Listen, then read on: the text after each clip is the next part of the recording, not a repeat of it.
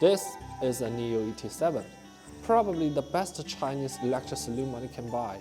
Even at a price start from 83,000 euro, which is 20 grand more than that in China, it's still a very good bargain in Europe, I think. However, people will always want the same stuff with lower price.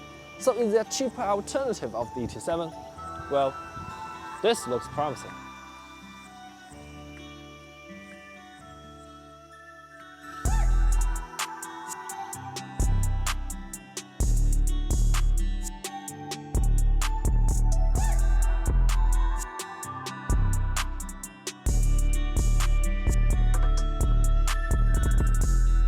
This is a Voyah Zhuiguang, literally means chasing light, which is very similar to a NIO ET7 in terms of size, power and positioning.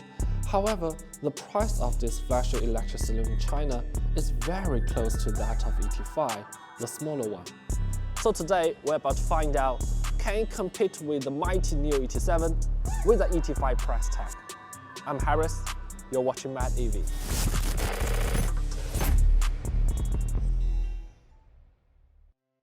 In case you don't know, Voyah is a new car brand established by a traditional automaker called Dong Feng Motor Corporation. And no, this is not the company that built this. Dongfeng is actually the China SAW Group Corporation that established in 1969. It has been making various vehicles from trucks, buses, to special vehicles and even military vehicles. But its passenger cars are all affordable ones in the past several decades. And now, facing the trend of electrification, the company has created a new premium brand for its EV lineup, Voyah. Yes, you heard it right.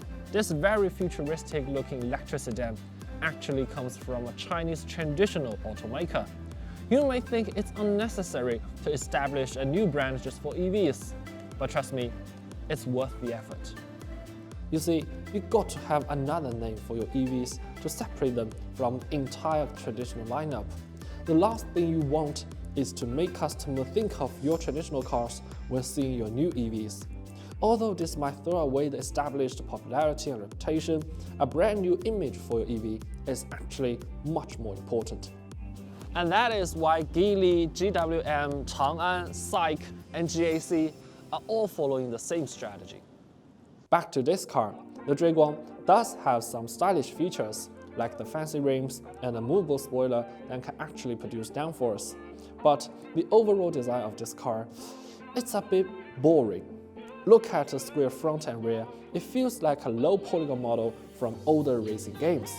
And I think it's not very ideal for a big 5-meter long saloon to have a front-leaning body attitude.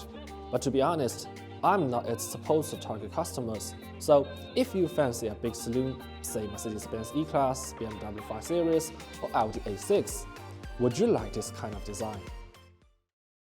Generally speaking, the exterior of this car isn't my kind of thing. But what it really struck me is the inside, especially the back seat. For a big saloon like this, a spacious back seat is a must.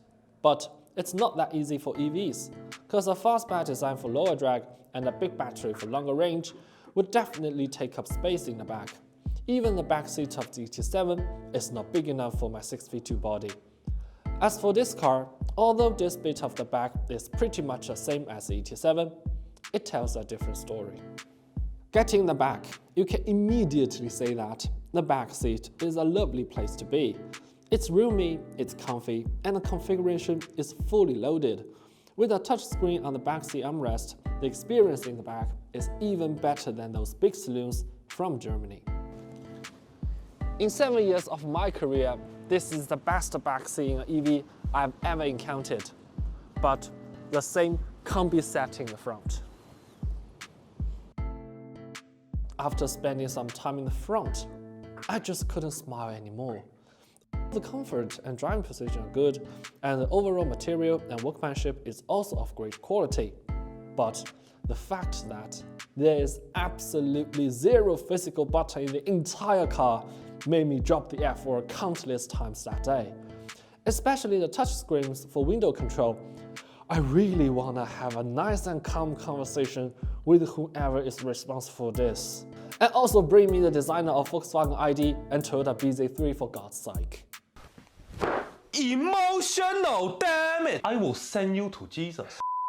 Having said that, since this car is an engineering prototype, its intelligent features cannot be tested today. Probably these goddamn touch buttons will work better with voice recognition. Well, I really hope that.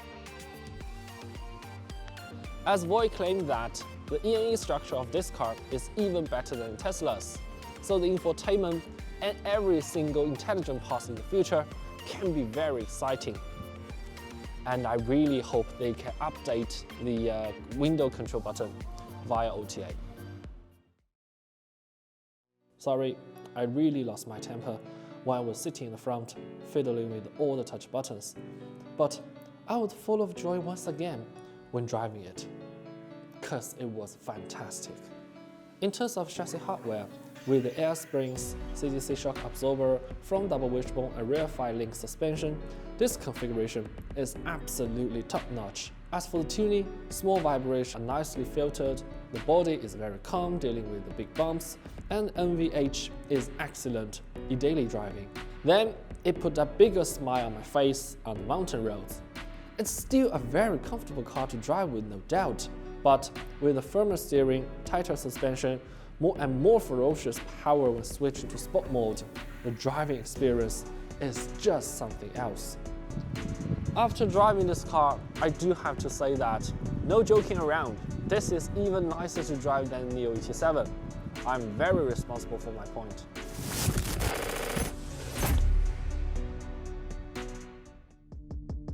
So let me answer the question at the beginning.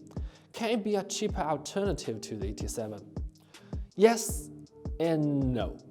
Yes, because its comfort, workmanship, and performance are better than the ET7. But no, as those advantages are simply not enough. Customers tend to want more from a smart EV at this price level, and in terms of intelligence, service, and brand tonality, NIO is doing much better.